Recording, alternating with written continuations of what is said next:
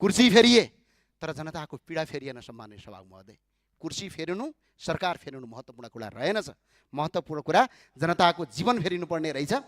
सरकारले पछिल्लो पटक जनताको जीवन सहज बनाउने भने झन् कठिन बनाउने नीति बनायो। सम्माननीय सभामुख महोदय, सरकारको नारा चाहिँ अत्यन्त राम्रो छ, गरिबको चमेली बोल दिने कोही छैन। बोल्न दे सरकार, बोल्न दे सरकार, मनको कुरा खोल्न दे सरकार। तर आज गरिब दुखी जनतालाई सरकारले करमाथि कर थपेर आज बिजोको अवस्था पुर्याएको छ। आफ्नो सम्माननीय सभामुख महोदय, मान्य सदस्य भनाइ छोट्यौँ, मैले सकिहालेँ। सम्माननीय सभामुख महोदय, म आज सरकारलाई सोध्न चाहन्छु, ठेलागाडामा व्यापार गरेर जीविकोपार्जन गर्नेहरूको व्यवस्थापन कहाँ छ? पठाओ र ट्याक्सी जस्ता सेयर राइडिङहरू चलाएर दैनिक जीविकोपार्जन गर्नेहरूको पार्किङ कहाँ छ? सम्माननीय सभामुख महोदय, सडकमा बसेर व्यापार गर्नुपर्छ भन्ने मान्यता छैन, तर ती नागरिकका लागि वैकल्पिक व्यवस्था किन गरिएन? उनीहरूलाई व्यवस्थित स्थान किन उपलब्ध गराइएन? जीविकोपार्जन गर्ने वातावरण किन सिर्जना गरिएन?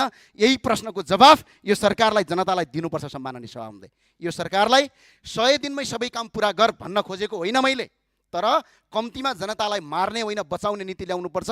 दुर्भाग्यवश सरकारले जनताले पाउँदै आएको गरिब दुखीले इन्सुरेन्स बिमासम्म कटौती गर्यो 100 दिनमा। सम्माननीय सभामुख महोदय, त्यही भएर सम्माननीय सभामुख महोदय, सरकारलाई सबै 100 दिनमा गर्न आऊ भन्न आएको होइन, तर हिजो स्थानीय सरकारको प्रमुख हुँदा काठमाडौँमा गरिबलाई बाँच्न गाह्रो भयो। आज त्यसको परिणाम हामीले भोगिरहेका छौँ। सम्माननीय सभामुख महोदय, त्यो भएर सरकारलाई विनम्रता गर्न चाहन्छु, हिजोको सरकारले जनताको कुरा सुनेन, जनताको कुरा बुझेन भनेर जनताले मत परिवर्तन गरेका हुन्।